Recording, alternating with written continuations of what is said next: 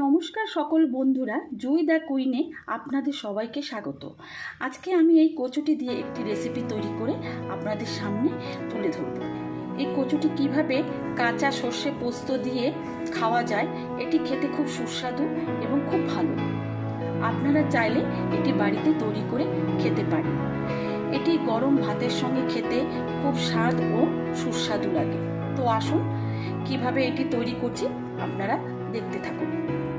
এই কচুটি রান্না করতে গিয়ে আমি এখানে দু চামচ পরিমাণে পোস্ত ও 2 চামচ পরিমাণে সর্ষে আর তার সাথে 4টে লঙ্কা ভিজিয়ে রেখেছি।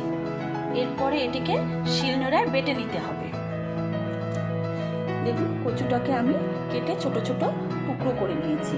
এরপর আমি গ্রেটার মেশিনের দ্বারা এটাকে ঘষে নিতে হবে। তবে এটিকে আপনারা গ্রাইন্ডারের মেশিনে করতে পারবেন না, তাহলে সেরকম সুস্বাদু হবে না।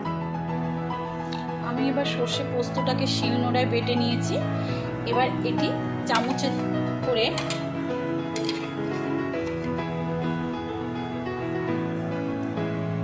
গ্রেট করা কচুর মধ্যে দিয়ে দেব।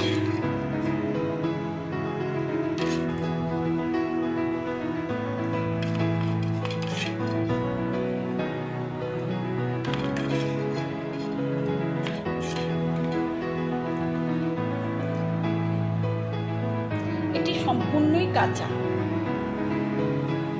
এবার এখানে আমি পরিমাণ মতো সর্ষের তেল দেব।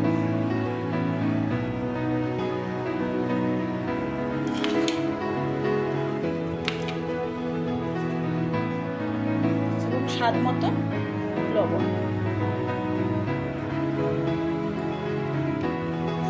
এটিকে আপনারা চাইলে নারকেল বেটেও খেতে পারেন। নারকেল বেটে খেলে এটি আরো সুস্বাদু হয়। এবার এটাকে আমি মিক্সড করব।